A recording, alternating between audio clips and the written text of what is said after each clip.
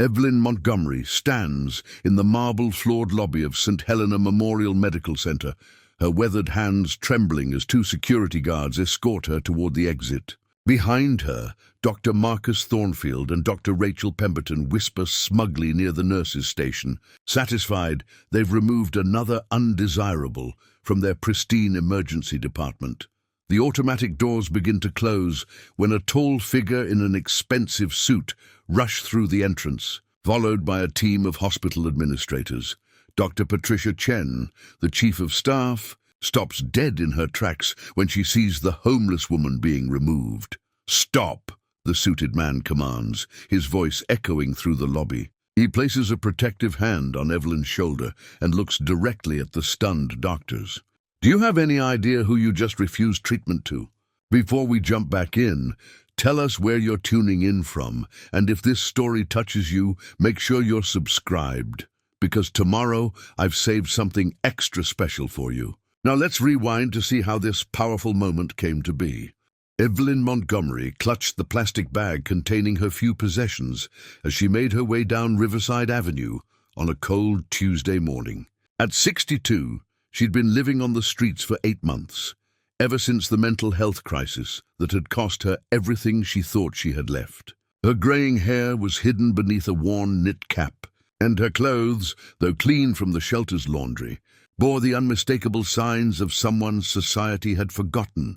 The sharp pain in her chest had been building for 3 days. It started as a dull ache, but had intensified into something that made each breath feel like a struggle. Evelyn had survived enough on the streets to know when something was seriously wrong with her body. The stabbing sensation that shot down her left arm confirmed her worst fears. This wasn't something that would pass with rest.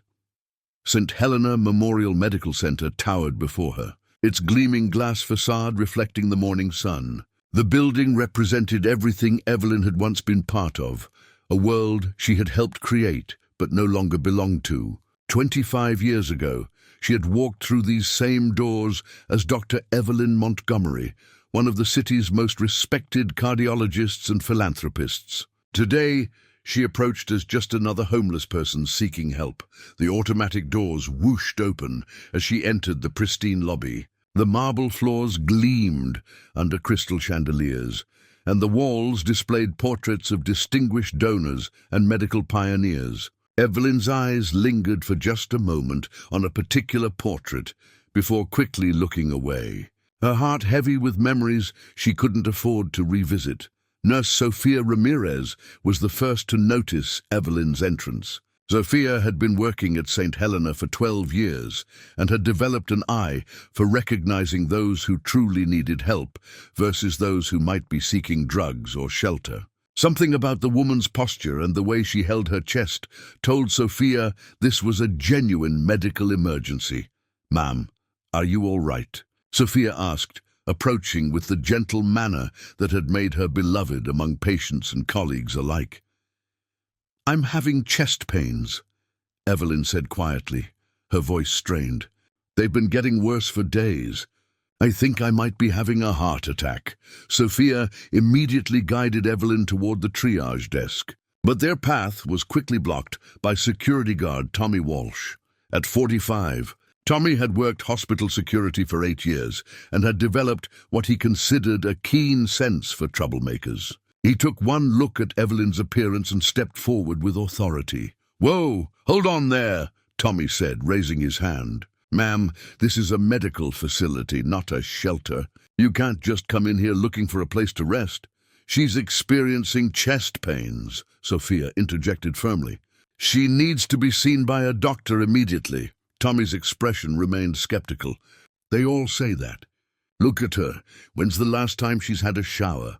She's probably just looking for a warm place to sleep and maybe score some pain medication." Evelyn felt the familiar sting of judgment, but the increasing pressure in her chest left her with little energy to defend herself. "Please," she whispered, "I really think something's wrong." Dr. Marcus Thornfield emerged from the elevator at that moment, having just completed his morning rounds. At 58, He was one of the hospital's most senior physicians, known for his technical expertise, but increasingly criticized by younger staff for his old-fashioned attitudes. He surveyed the scene with immediate disapproval. "What's the situation here?" Dr. Thornfield asked, his tone suggesting he already knew the answer.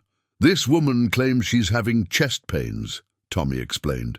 "I was just explaining that we have protocols for this sort of thing." Dr. Thornfield looked Evelyn up and down with unconcealed disdain.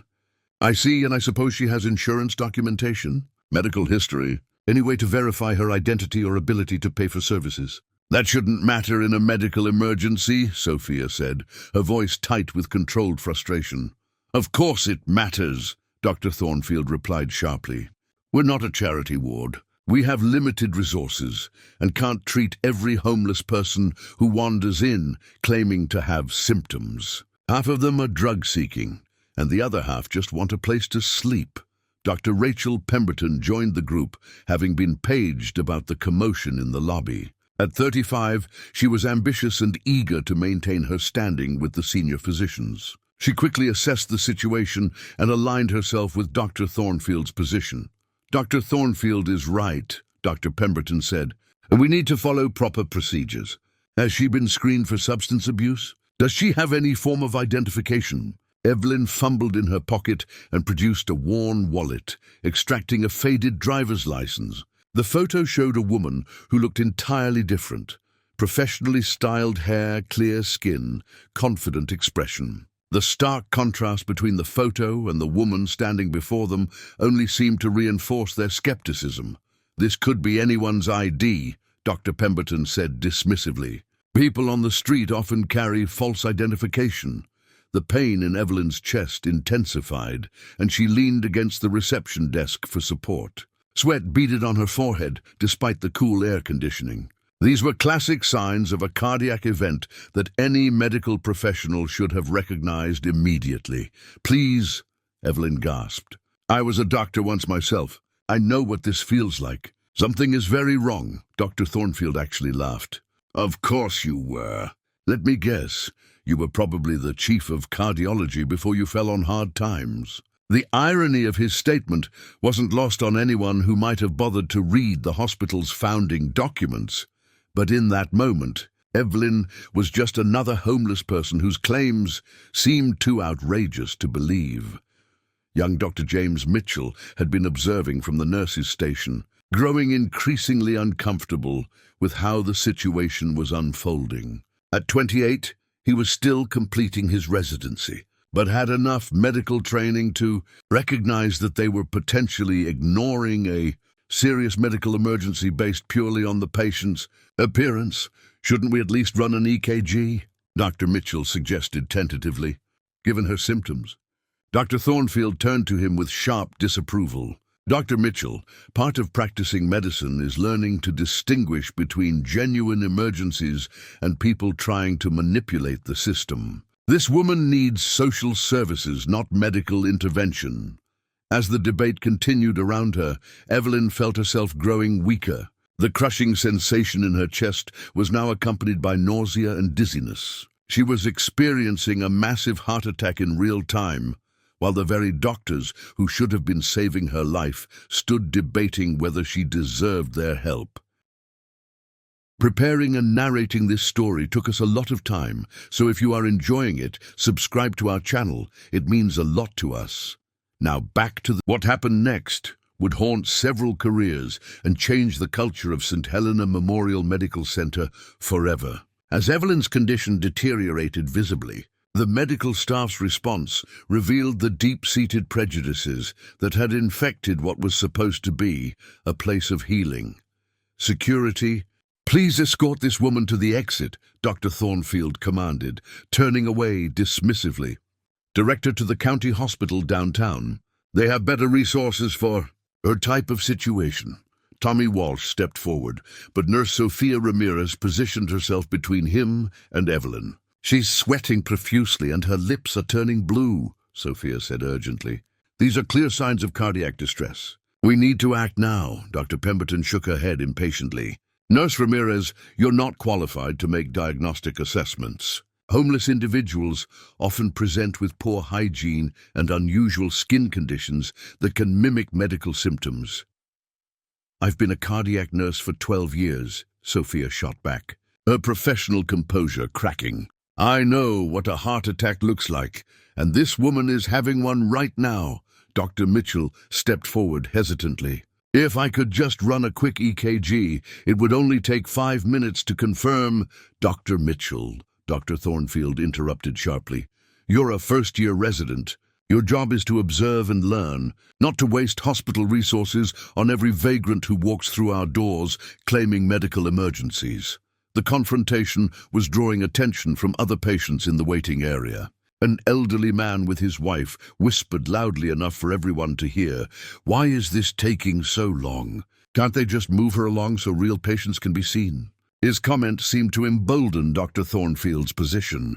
"Exactly. We have genuine patients with legitimate medical needs waiting. Our responsibility is to them, not to someone who clearly belongs at a social services facility." Evelyn tried to speak, but the words came out as barely a whisper. "Please. I know Dr. Patricia Chen.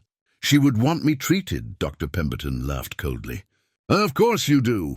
I suppose you're personal friends with our chief of staff? Let me guess, you went to medical school together?" The irony in her sarcastic comment was lost on everyone present, but it cut deeply into Evelyn's already breaking heart. 28 years ago, she and Patricia Chen had indeed been residents together. Patricia had been one of the few people who had tried to help Evelyn during her darkest period. "The delusions are getting worse," Dr. Thornfield observed to Dr. Pemberton. "Classic signs of mental illness exacerbated by substance abuse. She probably has a psychiatric history that explains her current homeless status." Security guard Walsh had been growing increasingly uncomfortable with the situation.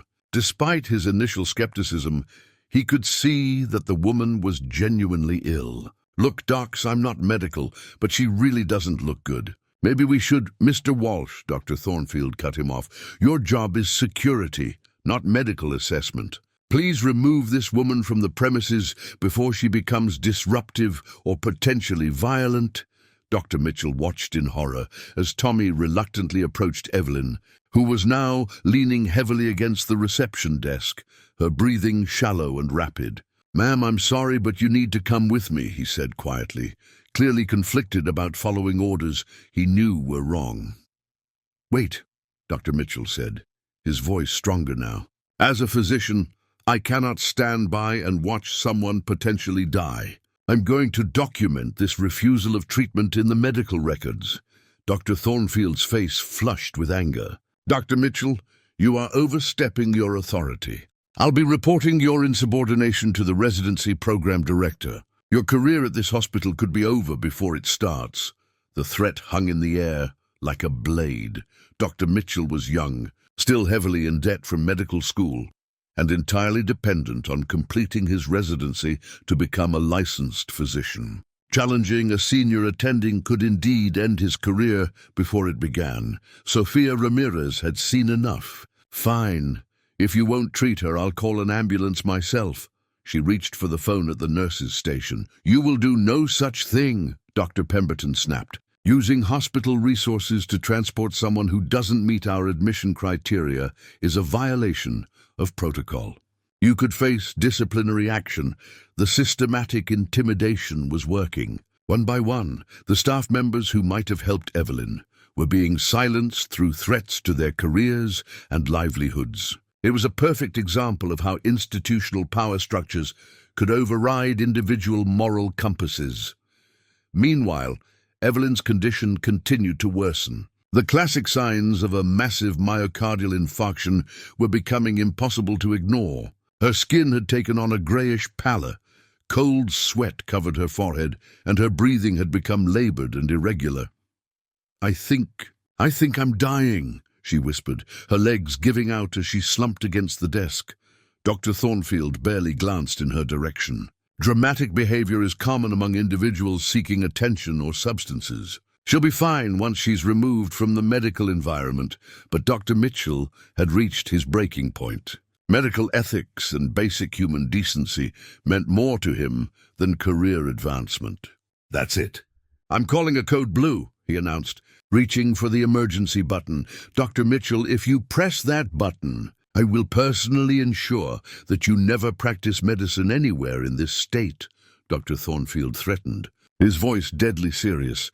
The young resident's hand hesitated over the emergency alarm. In that moment of hesitation, Evelyn collapsed completely, her body hitting the marble floor with a sickening thud. The sound echoed through the lobby, causing several patients to gasp and turn in alarm. Even then, Dr. Thornfield remained unmoved. "Mr. Walsh, please remove this disruptive individual immediately. Have maintenance clean up any mess she's made." Sophia Ramirez knelt beside Evelyn, checking for a pulse, despite the doctor's orders. "She's in cardiac arrest," she announced loudly enough for everyone in the lobby to hear.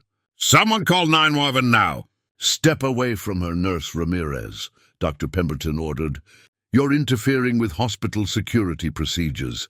But Sophia had been a nurse too long to let bureaucracy override her oath to do no harm.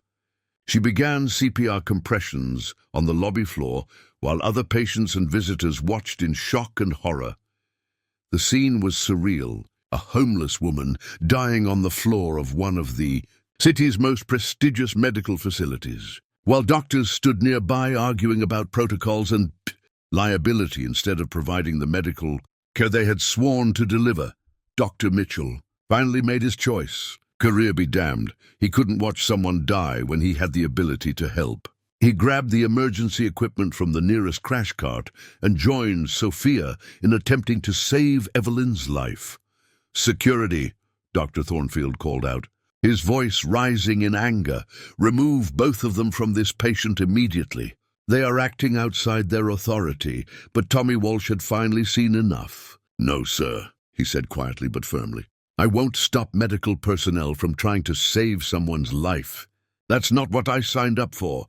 The rebellion was spreading. Other nurses had begun gathering, some bringing additional medical equipment. The pretense of this being a routine security matter was crumbling, as it became clear to everyone present that they were witnessing something morally reprehensible as Sophia and Dr. Mitchell worked frantically to revive Evelyn.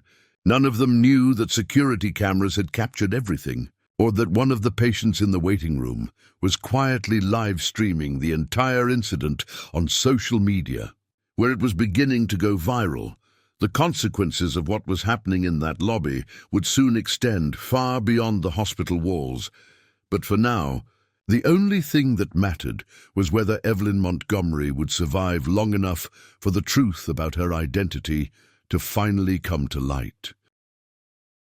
While Sophia Ramirez and Dr. Mitchell worked desperately to revive Evelyn on the cold marble floor, 20 miles across the city, a phone was ringing in the executive offices of Montgomery Financial Group.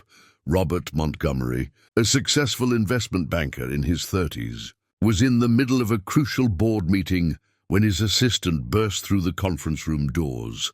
"Mr. Montgomery, I'm sorry to interrupt, but there's an emergency," she said, her voice tight with urgency. "Someone from St. Helena Memorial Hospital is calling about your mother." Robert's blood ran cold. For 8 months, he had been searching for his mother after she had disappeared during a severe mental health crisis following her husband's death. Dr. Henry Montgomery, Evelyn's late husband and Robert's father, had been a prominent surgeon whose passing had sent Evelyn into a spiral of grief-induced depression that had cost her everything. "Tell them I'll be right there," Robert said, immediately ending the meeting despite the millions of dollars in deals hanging in the balance. What the hospital staff didn't know, what they couldn't have known from looking at the homeless woman dying on their floor, was that they were watching the collapse of Dr. Evelyn Montgomery, one of the most respected cardiologists in the city's history and the co-founder of St. Helena Memorial Medical Center itself. 25 years earlier, Evelyn and her husband Henry had donated $15 million to establish the hospital that now bore their vision. The Montgomery Wing, the Montgomery Research Center, and the Montgomery Foundation for Cardiac Care were all testaments to their commitment to providing world-class medical treatment to everyone, regardless of their ability to pay. The cruel irony was that Evelyn was experiencing her heart attack in the very building she had helped create, being denied treatment by doctors who worked in facilities she had funded, under policies that violated everything she had stood for. As Robert raced through traffic toward the hospital, his mind flashed back to his mother's founding speech 25 years ago.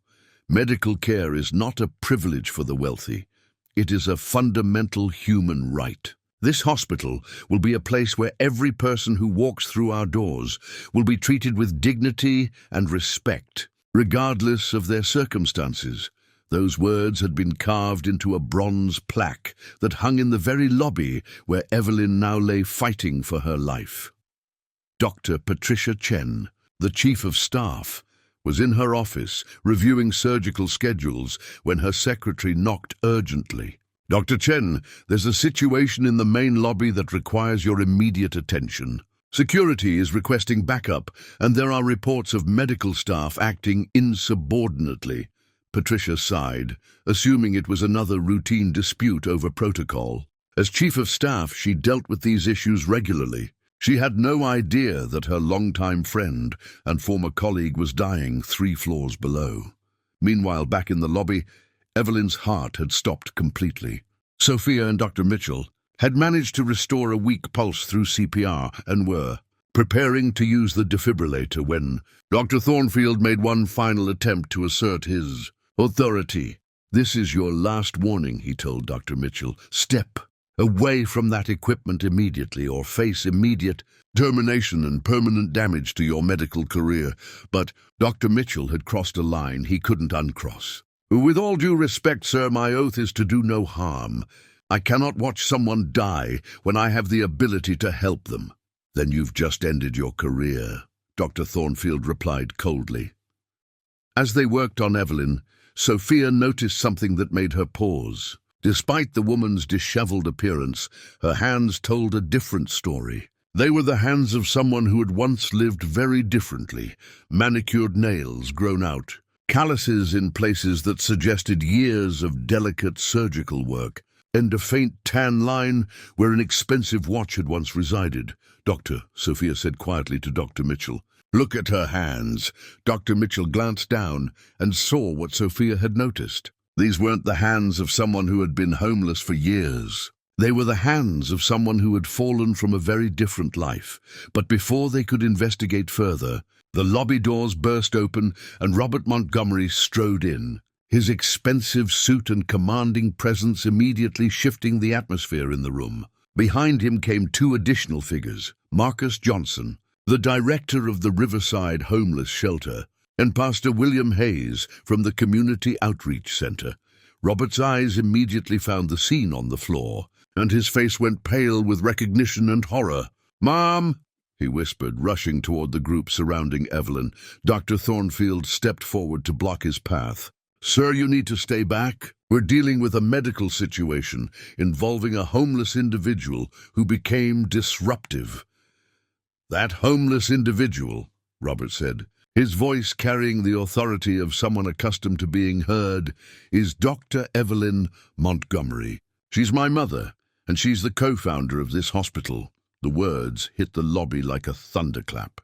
Several people gasped audibly, and Dr. Thornfield's face went completely white. "That's impossible," Dr. Pemberton stammered. "This woman is clearly a vagrant. She has no identification, no insurance." Marcus Johnson stepped forward, his expression grim. "I can confirm Mr. Montgomery's statement. Dr. Evelyn Montgomery has been staying at our shelter intermittently for the past 8 months. She's been struggling with severe depression following her husband's death, but she is exactly who he says she is." Pastor Hayes nodded solemnly. "I've been trying to help Dr. Montgomery get back on her feet.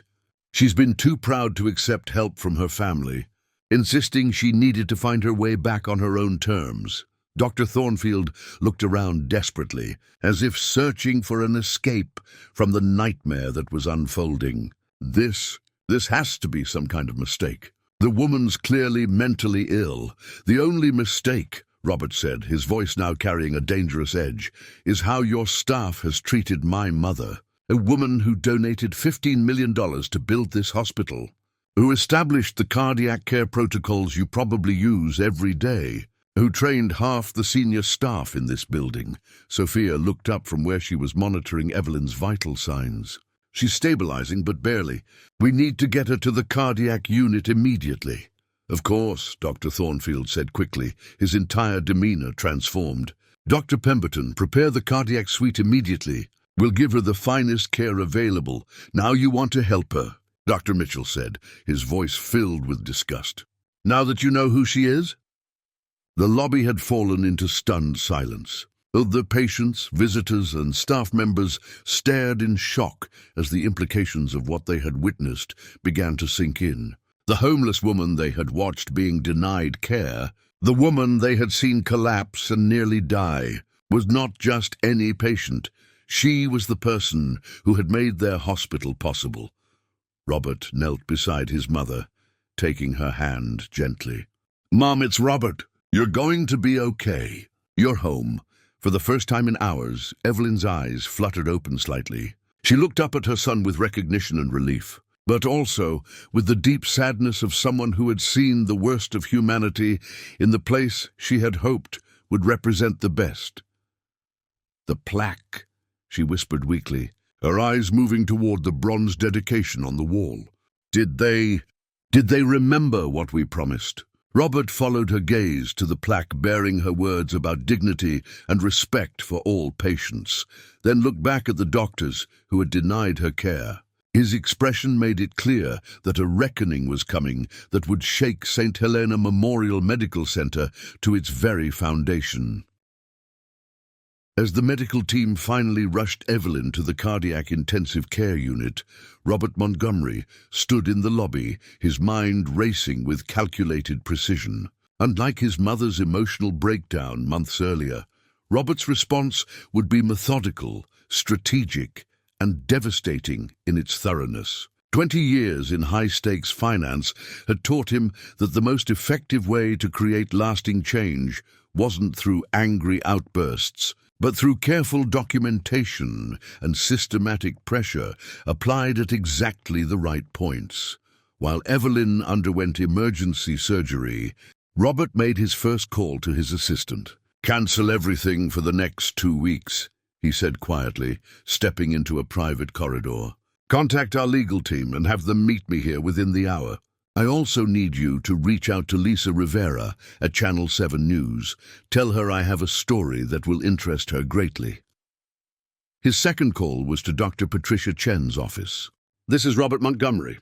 I need to speak with Dr. Chen immediately regarding a critical situation involving my mother, Dr. Evelyn Montgomery."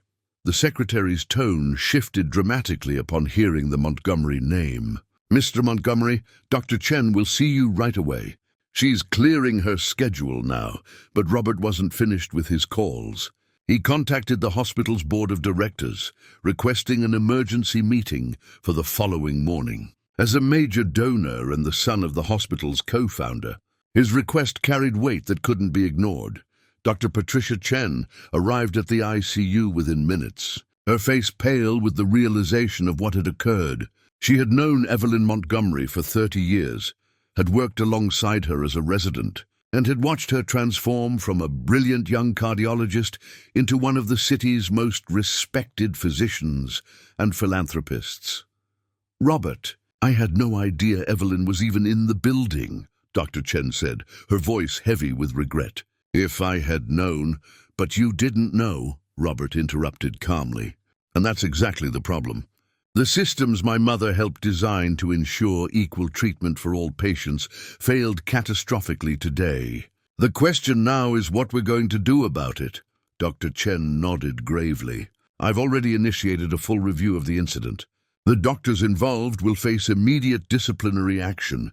Disciplinary action? Robert's voice remained controlled, but there was steel beneath the surface. "Dr. Chen, my mother nearly died on the floor of the lobby she helped design because your staff decided she wasn't worthy of medical care based solely on her appearance. This isn't a disciplinary matter. This is a systemic failure that requires systematic solutions. Meanwhile, word of the incident was spreading through the hospital like wildfire. Nurse Sofia Ramirez had been quietly documenting everything that had happened, including the exact times of each refusal of care and the specific statements made by Doctors Thornfield and Pemberton. Her detailed notes would prove invaluable in the investigation to come. Dr. James Mitchell, despite the threats to his career, had also been documenting the incident from a medical perspective. His training had taught him to maintain detailed records, and he understood that accurate documentation might be the only thing standing between him and professional destruction. "What's our next move?" Sophia asked Dr. Mitchell as they completed their shift reports. "We tell the truth," Dr. Mitchell replied simply. "All of it. Whatever happens to our careers, we can't let this be covered up." Back in the administrative wing, Dr. Thornfield and Dr. Pemberton were meeting with the hospital's legal counsel, desperately trying to construct a narrative that would minimize their liability. Their attorney, however, was painting a grim picture. "Gentlemen, the optics of this situation are catastrophic," the lawyer explained. "A homeless woman, who turns out to be the hospital's co-founder, was denied emergency medical care and nearly died in your lobby. There's video footage, witness testimony, and medical documentation of the entire incident." Dr. Thornfield shifted uncomfortably. "We followed standard protocols for uninsured patients. We had no way of knowing her true identity." "That's exactly the problem," the attorney interrupted. "Your protocols apparently don't include basic medical assessment regardless of a patient's apparent financial status. This could result in criminal charges, not just civil liability. The legal implications were staggering. Medical malpractice, discrimination, violation of emergency treatment laws, and potentially criminal negligence. The hospital's insurance company would likely face millions in damages, and the individual doctors could lose their licenses to practice medicine." Robert, meanwhile, was implementing a strategy that went far beyond legal action.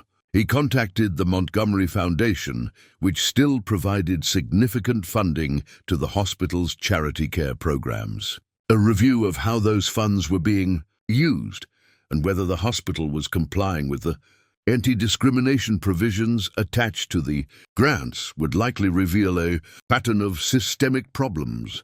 His next call was to Marcus Johnson at the homeless shelter. "Marcus, I need you to document every interaction you've had with hospital staff regarding homeless patients over the past year. Times, dates, specific statements, and outcomes." Marcus's response was immediate.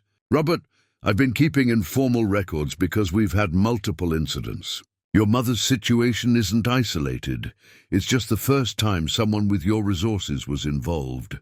This confirmation of a broader pattern would prove crucial." Robert was building a case that this wasn't an isolated incident of poor judgment, but evidence of systematic discrimination that violated both the hospital's founding principles and federal anti-discrimination laws. Lisa Rivera, the investigative journalist, arrived at the hospital within hours of Robert's call. Her reputation for thorough, hard-hitting healthcare reporting had already put several institutions under federal investigation. She understood immediately that this story had the potential to expose problems that extended far beyond one hospital. "Mr. Montgomery, I'll need complete access to document this properly," she told Robert during their initial meeting. "Hospital records, staff interviews, and background on similar incidents. You'll have everything," Robert assured her. "But I want this investigation to lead to real change, not just headlines." As the evening progressed, Robert received updates on his mother's condition. The surgery had been successful, but the damage to her heart from the delayed treatment would require extensive rehabilitation. The physical damage was severe enough, but the emotional trauma of being dehumanized in the place she had helped create would likely take much longer to heal. Dr. Chen appeared in the ICU waiting room as Robert maintained his vigil. "The board has agreed to meet tomorrow morning," she reported. "They're taking this very seriously." Robert looked up from his laptop, where he had been reviewing the hospital's charter and founding documents. They should be. Because tomorrow we're going to discuss how a hospital founded on principles of equal treatment and dignity for all patients became a place where those same principles are routinely violated.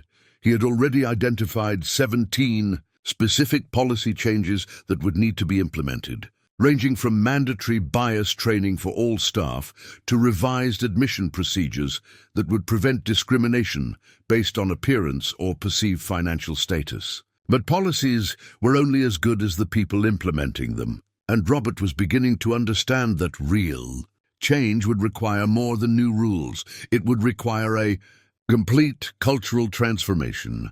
What would you do if you discovered that an institution you had helped create was violating everything you stood for? Would you seek quiet resolution or demand public accountability? Comment number 1 if you think Robert should focus on private settlements and policy changes, or number 2 if you believe this requires full public exposure to prevent future incidents. Like this video and subscribe to see how strategic thinking can create lasting change rather than just temporary fixes. The following morning, Dr. Marcus Thornfield arrived at St. Helena Memorial Medical Center with renewed confidence. After spending the evening with the hospital's crisis management team and legal counsel, he had convinced himself that the situation was manageable. In his 30-year career, he had weathered numerous complaints and controversies, always emerging unscathed due to his connections within the medical establishment. And his reputation as a skilled physician, this will blow over like everything else, he told Dr. Pemberton, as they met in the doctor's lounge before their shifts.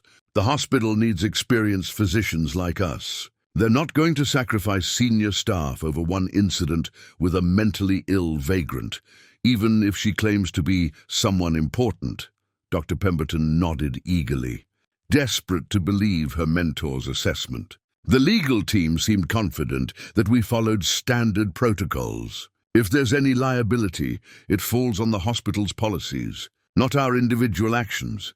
Their confidence was bolstered by a meeting with Hospital Administrator Charles Hartwell, a man more concerned with protecting the institution's reputation than addressing systemic problems. Hartwell had spent the previous evening crafting a response strategy that focused on minimizing public exposure and controlling the narrative. "Gentlemen, here's how we're going to handle this," Hartwell began, spreading documents across his office table. "First, we acknowledge that there may have been a communication breakdown in the emergency department. Second, we emphasize that the patient received immediate care once her medical emergency became apparent. Third, we highlight the hospital's long history of serving all members of the community." Dr. Thornfield smiled approvingly. "That sounds reasonable. We can't be held responsible for not recognizing someone who looked nothing like their former self." "Exactly," Hartwell agreed. "The Montgomery family will likely want to resolve this quietly to avoid negative publicity about Dr. Montgomery's mental health struggles. We'll offer a generous settlement with appropriate confidentiality agreements. What they didn't know was that their meeting was taking place just as Robert Montgomery was conducting his own strategy session 3 floors above in the boardroom. Unlike the damage control happening in Hartwell's office, Robert's meeting focused on systematic accountability and long-term reform. Dr. Thornfield's overconfidence was further reinforced when he received a call from Dr. Benjamin Walsh, the chief of medicine at Metropolitan General Hospital and an old friend from medical school. "Marcus, I heard about your situation. Don't worry, these things happen. The medical community understands the challenges of dealing with difficult patients." This peer support convinced Dr. Thornfield that his position within the medical establishment was secure. He had treated hundreds of homeless patients over the years, always maintaining that his priority was legitimate medical emergencies, not social work. His colleagues had consistently supported this approach, viewing it as practical resource management rather than discrimination. "I've been thinking about this situation," Dr. Thornfield told Dr. Pemberton during their lunch break. Even if this woman is who she claims to be, that doesn't change the fact that she presented as a homeless person with psychiatric issues. Any reasonable physician would have had the same concerns about drug-seeking behavior and manipulation. Dr. Pemberton was eager to accept this rationalization. That's right. We couldn't have known about her background. Our assessment was based on observable behavior and presentation, which is exactly what we're trained to do. They were joined by Dr. Sandra Mills, another senior physician who had heard rumors about the incident. I hope you two aren't losing sleep over this, she said. The hospital deals with complaints all the time. The administration knows how to handle these situations discreetly. This casual dismissal of the incident reflected a deeper institutional culture that had developed over years of similar situations being quietly buried. The senior medical staff had become accustomed to operating with impunity, protected by professional networks and administrative policies that prioritized reputation management over accountability. Meanwhile, security guard Tommy Walsh was experiencing a crisis of conscience that his supervisors misinterpreted as loyalty. When Hospital Security Chief Robert Anderson called him into his office, Tommy expected to be disciplined for his eventual assistance in the medical emergency. "Tommy, I know yesterday was challenging," Anderson began, "but I want you to know that the hospital appreciates your professionalism in handling a difficult situation. Sometimes we have to make tough decisions to maintain order and safety." Tommy nodded uncomfortably, realizing that his supervisor was praising him for the very actions he now regretted. "Sir, about what happened with that woman, water under the bridge," Anderson interrupted. "These situations are always complicated. The important thing is that you followed protocol and supported the medical staff's decisions. This response revealed how deeply the institutional culture had corrupted even basic human decency." Tommy's initial impulse to help a sick person had been overridden by authority figures who had normalized discrimination. And now those same figures were reinforcing his compliance with praise. Dr. Thornfield's confidence reached its peak when he received what he interpreted as validation from an unexpected source. Dr. Patricia Chen's assistant called to inform him that the chief of staff wanted to meet with him privately before the emergency board meeting. "She probably wants to give me a heads up about how they plan to handle this," he told Dr. Pemberton. "Patricia and I have worked together for 15 years. She understands the realities of emergency medicine." What Dr. Thornfield didn't realize was that Dr. Chen's request for a private meeting was actually an opportunity for him to explain his actions before she recommended his immediate suspension to the board. Her friendship with Evelyn Montgomery and her shock at learning about the incident had left her determined to ensure full accountability. The overconfidence extended beyond the individual doctors to the hospital's legal and administrative teams. Hospital General Counsel Michael Rodriguez had initially assessed the situation as a standard medical malpractice case that could be resolved through normal channels. The key is to separate the emotional elements from the legal facts, Rodriguez explained to the crisis management team. "Yes, it's unfortunate that the patient turned out to be a VIP, but that doesn't retroactively make the initial medical assessment inappropriate. This legal analysis completely missed the federal civil rights implications of the incident and the pattern of discriminatory treatment that Robert Montgomery was documenting." Rodriguez's confidence was based on handling individual malpractice claims, not systematic discrimination cases that could trigger federal investigation and oversight. The administration's overconfidence was perhaps best exemplified by their decision to schedule the emergency board meeting for the following afternoon rather than immediately. "We need time to prepare our presentation and gather all the facts," Hartwell explained to Dr. Chen when she requested an immediate meeting. This delay gave Robert Montgomery additional time to build his case and coordinate with external investigators. But the hospital leadership interpreted their measured response as evidence of their control over the situation. As the day progressed, Dr. Thornfield even began to view the incident as an opportunity to reinforce important principles about medical triage and resource allocation. Sometimes these challenging situations help clarify proper procedures, he told a group of residents during afternoon rounds. We can't let emotional responses override clinical judgment.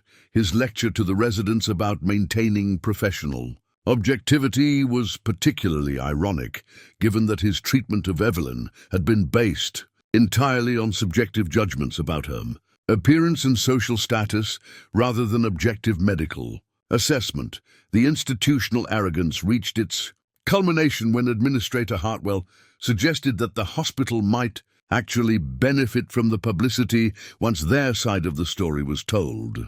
People will understand that we're dealing with complex social issues that go beyond medical care, he explained to his staff. This could be an opportunity to highlight our commitment to serving all patients appropriately. None of them realized that while they were crafting carefully worded statements and preparing legal defenses, Robert Montgomery was systematically dismantling their ability to control the narrative. His documentation efforts, media contacts, and coordination with federal oversight agencies would soon transform their confidence into panic. The overconfidence that had sustained Dr. Thornfield and his colleagues for decades was about to collide with a level of accountability they had never previously encountered. Their assumption that this situation could be managed like previous incidents would prove to be a catastrophic miscalculation that would ultimately expose the systematic nature of the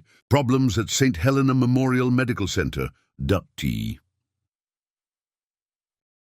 morning of the emergency board meeting, Lisa Rivera arrived at St. Helena Memorial Medical Center with her investigative team. What she discovered in her preliminary research had shocked even her experienced perspective on healthcare discrimination. The incident with Evelyn Montgomery wasn't an isolated case of poor judgment.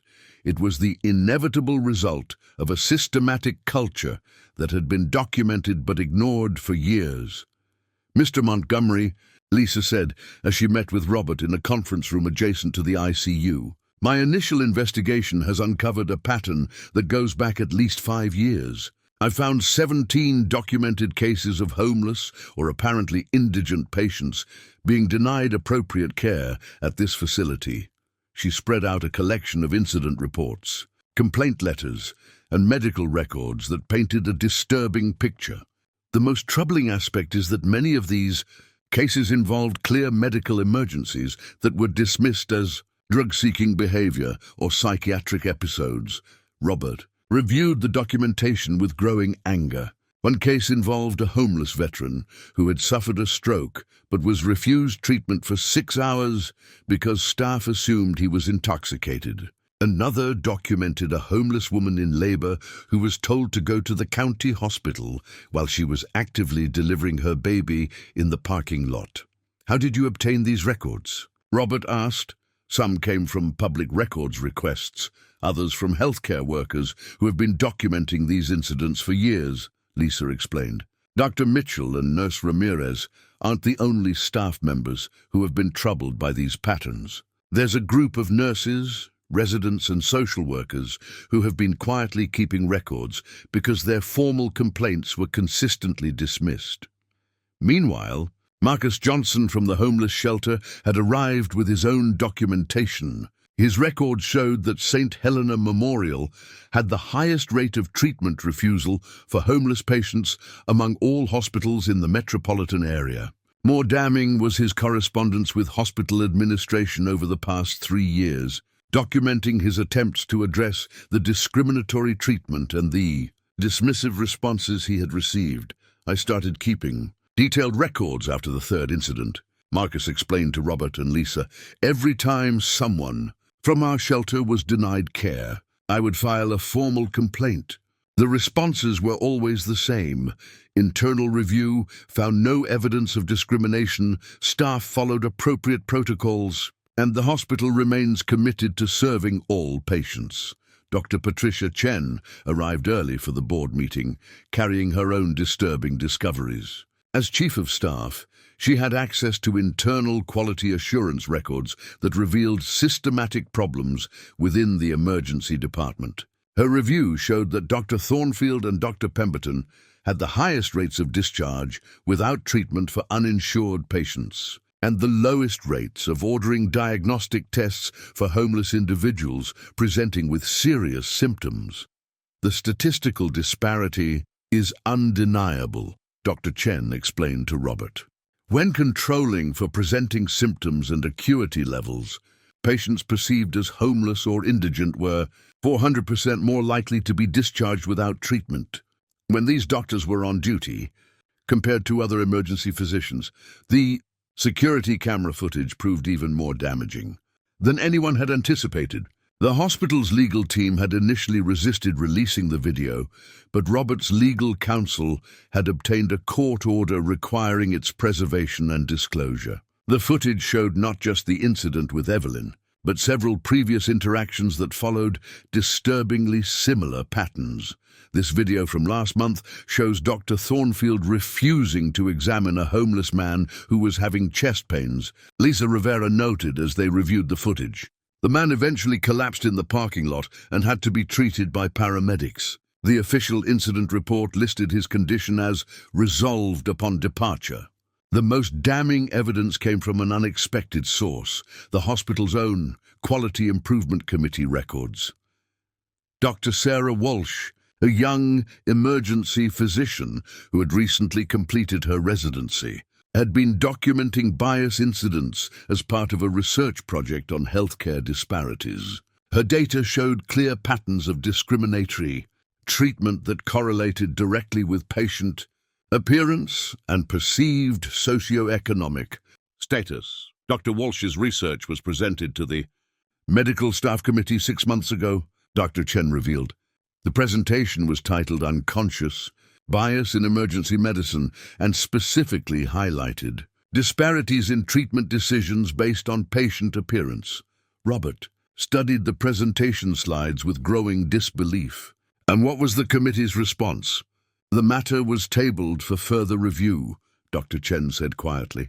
Dr. Thornfield was the committee chair at the time. He argued that the research methodology was flawed and that correlation didn't prove causation.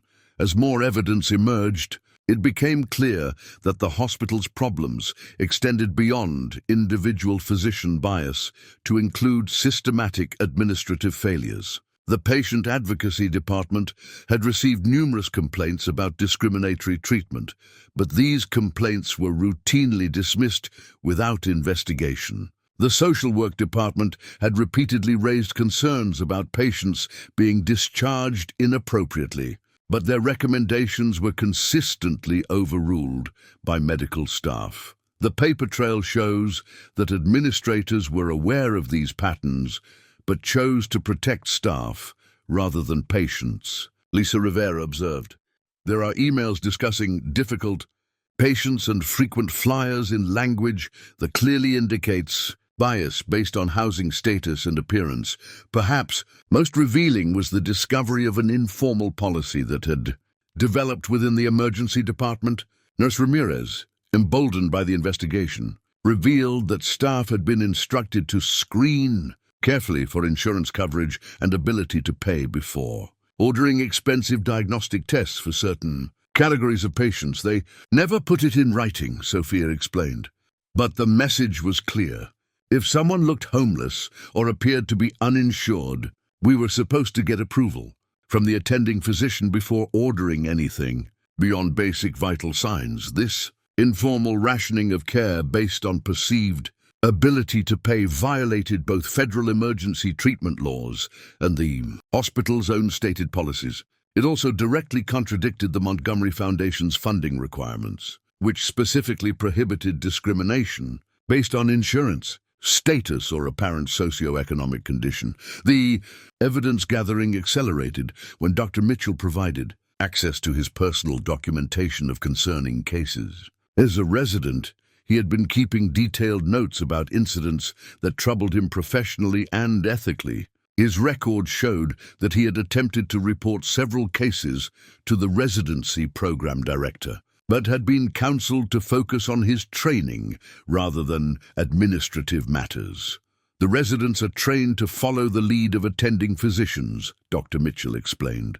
When you see senior doctors consistently making certain types of decisions, you assume that's the standard of care, even when it conflicts with what you learned in medical school about treating all patients equally. The systematic nature of the discrimination became even more apparent when Robert's legal team obtained internal hospital communications through legal discovery. Email chains between administrators and department heads revealed discussions about managing difficult patient populations and maintaining appropriate patient mix that used coded language to describe discriminatory practices.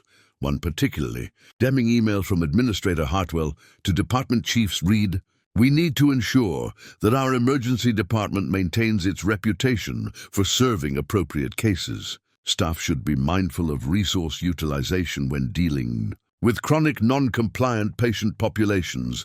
The investigation also revealed that the hospital's board of directors had been provided with sanitized reports that obscured the true extent of the discriminatory practices.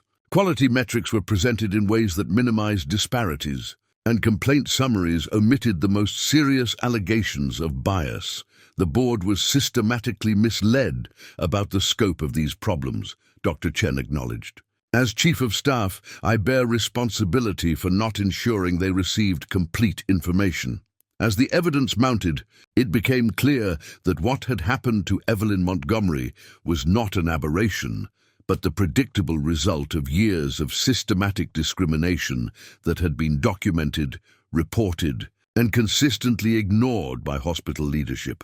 The transformation from an incident involving one patient to evidence of systematic institutional failure was complete. Robert Montgomery now had documentation proving that his mother's treatment was part of a pattern that violated federal law, state regulations, and the hospital's own founding principles.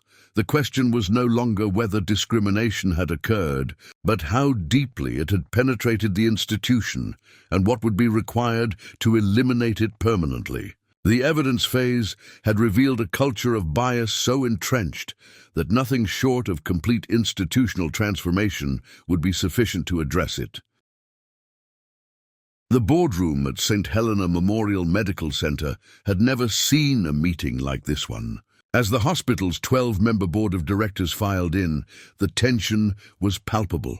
At the head of the polished oak table sat Robert Montgomery, flanked by his legal team and surrounded by boxes of evidence that would forever change the institution his mother had helped create.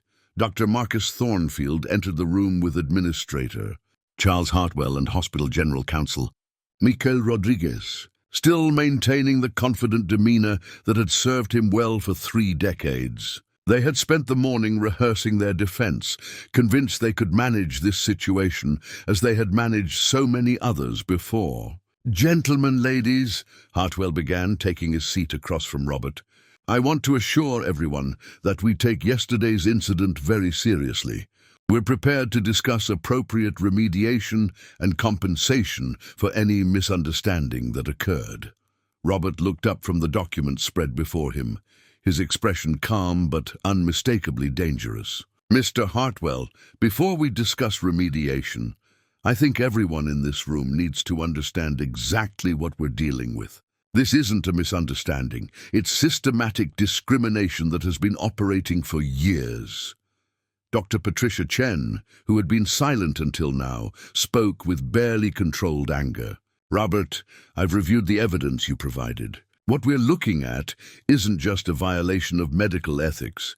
It's a complete betrayal of everything this hospital was founded to represent." Board Chairman William Foster, a longtime friend of the Montgomery family, leaned forward. "Robert, perhaps you could walk us through what you've discovered." Robert stood and activated the room's presentation system. The first image that appeared was security footage of Evelyn collapsing in the lobby, while Dr. Thornfield and Dr. Pemberton stood nearby, making no move to help. "This is my mother, Dr. Evelyn Montgomery, dying on the floor of the hospital she co-founded," Robert said, his voice steady despite the emotional weight of the words. She's experiencing a massive heart attack while being denied medical care based solely on her appearance. Dr. Thornfield shifted uncomfortably, but maintained his defensive posture. Mr. Montgomery, with all due respect, we had no way of knowing your mother's identity. She presented as a homeless individual with no identification. Stop right there, Robert interrupted, his voice cutting through the room like a blade. Are you seriously suggesting that a person's right to emergency medical care depends on their ability to prove their identity or social status? The room fell silent as the implications of Dr. Thornfield's statement sank in. Board member Dr. Sarah Martinez, herself an emergency physician at another hospital, looked horrified. Dr. Thornfield, are you saying you routinely deny care to homeless patients? That's not what I said, Dr. Thornfield replied quickly. We have limited resources and must prioritize based on medical need and ability to pay. Robert finished. He clicked to the next slide, showing financial records. Because our investigation shows that patients with insurance receive care 400% faster than uninsured patients with identical symptoms. Administrator Hartwell attempted to regain control. Those statistics can be misleading without proper context. Different patients present with different levels of complexity. Mr. Hartwell, Robert said, pulling out a thick folder, I have documented evidence of 14 separate incidents in the past 18 months where homeless or indigent patients were denied appropriate emergency care. 3 of those patients died from treatable conditions after being turned away from this facility. The bombshell landed with devastating effect. Board members exchanged shocked glances while Dr. Thornfield's face went pale. That's impossible, Dr. Pemberton stammered. We would never, Dr. Pemberton, Robert continued. According to multiple witness statements, you personally told a homeless veteran experiencing chest pains that he should try the county hospital, where they're used to dealing with people like him. He died of a heart attack in the parking lot of that hospital 3 hours. Later, the accusation hung in the air like a toxic cloud. Dr. Pemberton opened and closed her mouth several times without producing sound. Robert clicked to the next slide, showing email exchanges between hospital administrators. But the discrimination goes beyond individual doctors. We have documented communication between senior staff discussing strategies for discouraging certain types of patients from seeking care here. He read directly from one of the emails. We need to maintain our reputation as a premier medical facility. That means being selective about the clientele we serve. Redirect the undesirables to public facilities. This was sent by Mr. Hartwell to department heads in March of last year. Hartwell's composure finally cracked. That email was taken out of context. We were discussing resource allocation. Board member Judge Patricia Williams stood up, her voice shaking with rage. You were discussing human beings as if they were disposable. Robert continued, methodically destroying their defenses. The Montgomery Foundation has provided this hospital with over $3 million in the past 5 years, specifically designated for charity care. Instead of using those funds to treat uninsured patients, the money was redirected to facility upgrades and executive compensation, while the intended beneficiaries were turned away. Hospital legal counsel Rodriguez finally spoke up.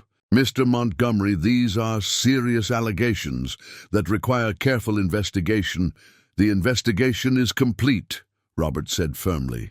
What requires immediate action is accountability. He turned to address the full board. This hospital has been violating federal emergency treatment laws, defrauding charitable foundations, and operating in direct contradiction to its founding charter. Dr. Chen stood up, her decision made. As Chief of Staff, I'm recommending the immediate suspension of Dr. Thornfield and Dr. Pemberton, pending a full investigation. Their actions represent a clear violation of medical ethics and potentially criminal negligence. You can't do this, Dr. Thornfield protested, his composure finally shattered. I've given 30 years to this institution. I've saved thousands of lives. And how many did you condemn to death because they couldn't afford your compassion? Robert shot back. How many people suffered because you decided their lives were worth less than your convenience? Board Chairman Foster took control of the meeting. Given the evidence presented, I'm calling for an immediate vote on emergency measures. First, the suspension of all medical staff involved in discriminatory practices. Second, the implementation of comprehensive policy reforms to ensure equal treatment for all patients. Third, full cooperation with federal investigations into our practices. The vote was swift and unanimous. Dr. Thornfield and Dr. Pemberton were suspended immediately. Administrator Hartwell was placed on administrative leave, and the hospital committed to a complete overhaul of its patient care policies. But Robert wasn't finished. There's one more thing this board needs to understand. The Federal Department of Health and Human Services has been notified of these violations.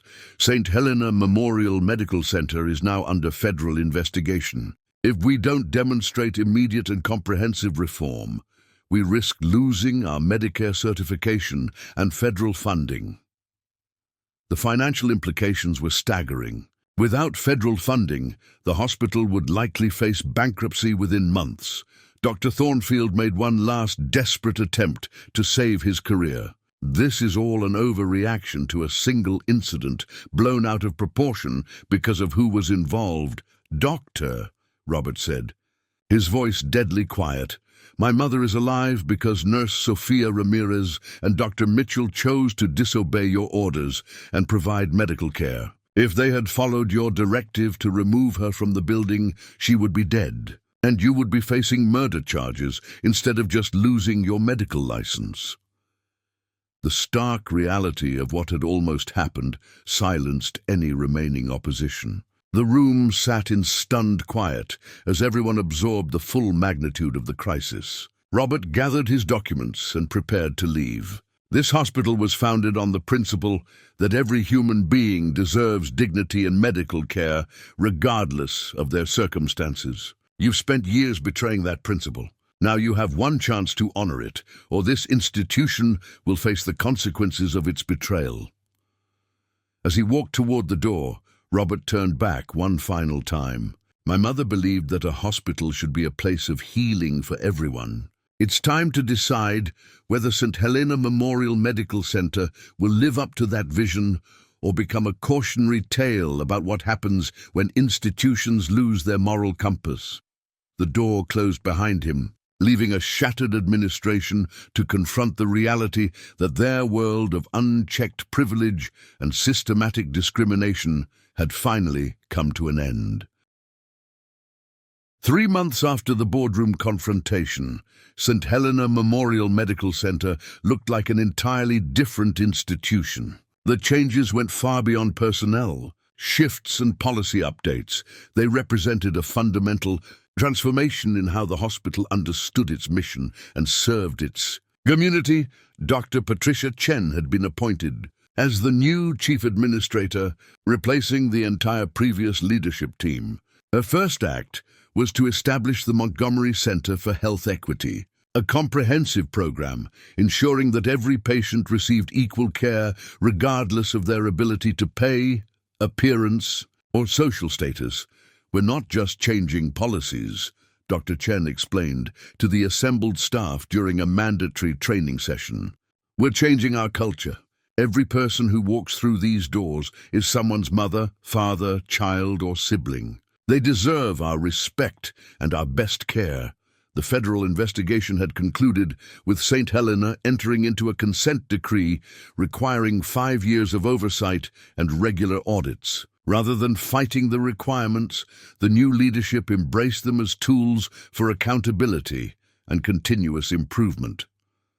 Nurse Sophia Ramirez had been promoted to Director of Patient Advocacy, a newly created position with authority to intervene in any case where discrimination might be occurring.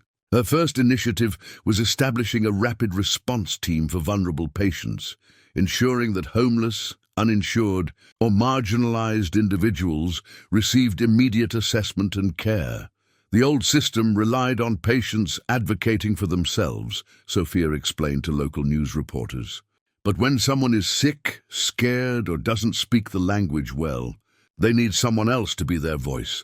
Dr. James Mitchell, despite the threats to his career, had become something of a hero within the medical community. His willingness to stand up to senior physicians had inspired other young doctors to prioritize patient care over institutional politics. He was now leading a residency program reform initiative that emphasized ethics and advocacy alongside clinical skills.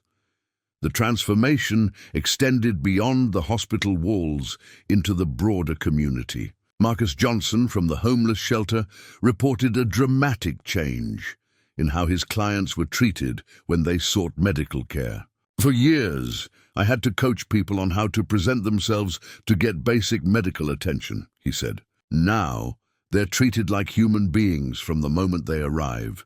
Pastor William Hayes had partnered with the hospital to establish regular health clinics in underserved neighborhoods, bringing preventive care directly to people who might otherwise avoid seeking help. These outreach programs had already identified dozens of serious conditions that would have gone untreated under the old system. The financial impact of the changes surprised many critics who had predicted that treating more uninsured patients would bankrupt the hospital. Instead, the institution's reputation for compassionate care attracted wealthy donors and high-paying patients who wanted to support an organization that reflected their values. Robert Montgomery had established an endowment specifically to cover the costs of charity care, ensuring that financial considerations would never again influence medical decisions. The fund was designed to be self-sustaining, with investment returns covering the costs of treating uninsured patients indefinitely. Lisa Rivera's investigative series on the hospital had won national journalism awards and sparked similar investigations at medical facilities across the country. Her reporting had revealed that the problems at St. Helena were not unique, leading to federal legislation requiring all hospitals to report demographic data on patient treatment times and outcomes. Evelyn Montgomery's story became a catalyst for examining healthcare discrimination nationwide.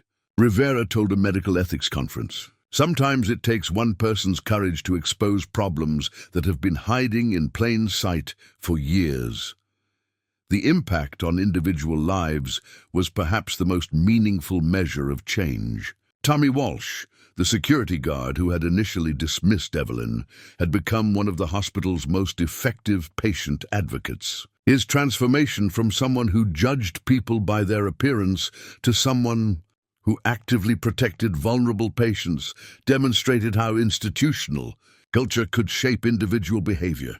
"Look back at how I treated Dr. Montgomery and I'm ashamed," Tommy told a training session for new security staff. "But I've learned that shame without action is useless. The way we honor the people we've failed is by ensuring we never fail anyone that way again." The medical staff had undergone comprehensive bias training, but more importantly, they had implemented systems that made discrimination difficult to sustain. All patient interactions were recorded, treatment times were tracked by demographic categories, and any disparities triggered automatic review and intervention.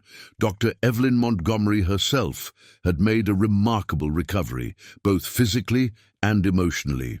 The heart damage from her delayed treatment would require ongoing medication, but her spirit had been renewed by seeing the institution she had helped create finally living up to its founding principles. "I went through the darkest period of my life and experienced homelessness firsthand," she told the staff during an emotional speech 6 months after her treatment. "That experience taught me that the people society discards are often the ones who most need our compassion. Every patient you see could be someone who has lost everything but still deserves dignity and care." She had also begun working with other hospitals to implement similar reforms, sharing the lessons learned from St. Helena's transformation. Her advocacy work had given her a new sense of purpose that helped heal the trauma of her earlier experiences. The broader medical Community had taken notice of the changes at St. Helena.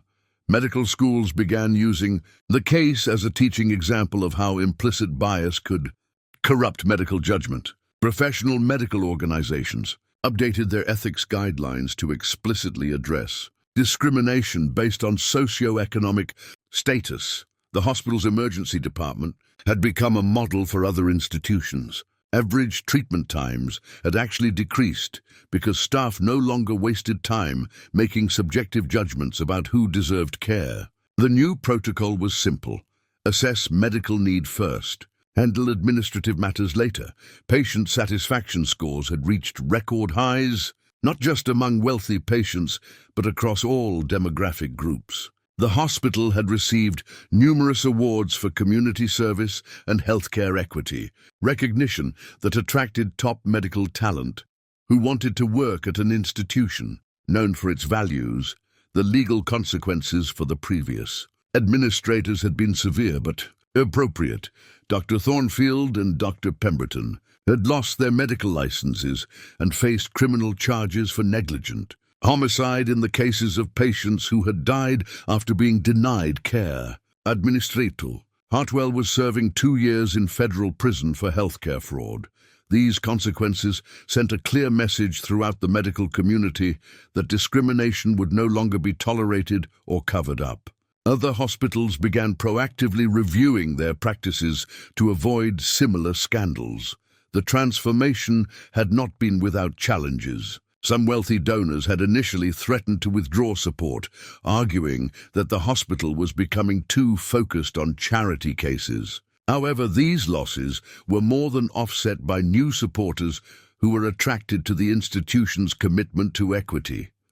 Some staff members had struggled to adapt to the new culture, particularly those who had internalized discriminatory attitudes over years of practice. However, most had embraced the changes once they saw how much more fulfilling it was to practice medicine without the moral compromises that had previously been required. The Montgomery family had established an annual award, recognizing healthcare workers who demonstrated exceptional courage in advocating for vulnerable patients. The first recipient was Sophia Ramirez, whose refusal to abandon Evelyn had saved a life and catalyzed institutional transformation, as Robert Montgomery reflected on the journey. From his mother's near-death experience to the hospital's complete transformation, he realized that the most important change was not in policies or procedures, but in how the institution understood its fundamental purpose. A hospital should be a place where humanity's best instincts are expressed, he said during the first anniversary commemoration of the reforms. My mother's experience reminded us that when we lose sight of that purpose, we betray not just our patients, but ourselves. 2 years after Evelyn Montgomery collapsed on the marble floor of St. Helena Memorial Medical Center, she stood once again in that same lobby. But this time, she was there for the dedication of a new monument, a bronze sculpture depicting hands reaching out to help someone in need, with an inscription reading, "Every person who enters here deserves dignity, respect, and our best care." The transformation was complete, but the lessons learned extended far beyond the walls of one hospital. The Montgomery case had become a catalyst for nationwide healthcare reform, inspiring legislation, policy changes, and a fundamental shift in how medical institutions understood their responsibilities to all patients. Dr. Evelyn Montgomery had not only survived her ordeal, but had found new purpose in it. Now serving as the Director of Healthcare Equity for the State Medical Board, she traveled to hospitals across the country, sharing her story and helping institutions identify and eliminate discriminatory practices. I had to lose everything to understand what our most vulnerable patients experience every day, she told a packed auditorium of medical professionals. My privilege had insulated me from the reality that the hospital I helped create was failing the people who needed it most. Her advocacy work had led to the passage of the Patient Dignity Act, federal legislation requiring all hospitals to maintain demographic data on treatment times, Outcomes and patient satisfaction scores. Institutions showing disparities faced automatic federal investigation and potential loss of funding. Robert Montgomery had leveraged his business expertise to create the National Healthcare Equity Foundation, which provided grants to hospitals implementing comprehensive anti-discrimination programs. The foundation had already worked with over 200 medical facilities, transforming care for millions of patients. Systemic change requires systemic solutions, Robert explained to Congress during hearings on healthcare discrimination. Individual good intentions aren't enough when the structures themselves create barriers to equal treatment. The impact on individual lives had been profound. Sophia Ramirez, now a nationally recognized patient advocate, had received hundreds of letters from families whose loved ones had been helped by the reforms she had championed. Her simple act of refusing to abandon a patient in need had rippled outward to protect countless others. Dr. James Mitchell had become the youngest department head in St. Helena's history, leading a new division of medical ethics that trained healthcare workers to recognize and prevent discrimination. His courage in standing up to senior physicians had inspired a generation of young doctors to prioritize patient welfare over institutional hierarchy. "We teach medical students to do no harm," Dr. Mitchell told new residents during orientation. "But we rarely teach them that staying silent while others are harmed is itself a violation of that oath." Tommy Walsh had left security work to become a patient navigator, helping vulnerable individuals access the healthcare system. His transformation from someone who judged people by their appearance to someone who actively protected them demonstrated how institutional culture could corrupt good people and how it could also redeem them. "I was trained to see certain people as problems rather than patients," Tommy reflected during a community forum. "Changing that mindset saved my soul as much as it saved lives." The medical community had embraced the lessons from St. Helena, with medical schools now requiring courses on implicit bias and healthcare equity. The Association of American Medical Colleges had made anti-discrimination training mandatory for accreditation, ensuring that future doctors would be better prepared to serve all patients equally. Pastor William Hayes and Marcus Johnson had partnered to create a network of community health advocates who accompanied vulnerable patients to medical appointments, ensuring they received appropriate care and weren't intimidated by complex medical systems. "Healthcare shouldn't be something people fear accessing," Pastor Hayes explained. "When going to the hospital means risking humiliation or discrimination, we've failed as a society." The legal consequences had reverberated throughout the healthcare industry. Dr. Thornfield's conviction and imprisonment sent a clear message that medical discrimination would face serious criminal penalties. Professional liability insurance companies began requiring anti-bias training as a condition of coverage. Lisa Rivera's Pulitzer Prize-winning investigation had sparked similar exposés nationwide, revealing that the problems at St. Helena were widespread throughout American healthcare. Her work had led to federal legislation requiring transparent reporting of treatment disparities by race, income, and insurance status. "Sunlight remains the best disinfectant," Rivera said during her Pulitzer acceptance speech. "When we force institutions to document and report their practices, discrimination becomes much harder to sustain." The hospital itself had become a model for healthcare equity, hosting delegations from medical institutions worldwide, seeking to implement similar reforms. The changes had actually improved financial performance, as the institution's reputation for compassionate care attracted both donors and paying patients who wanted to support an ethical organization.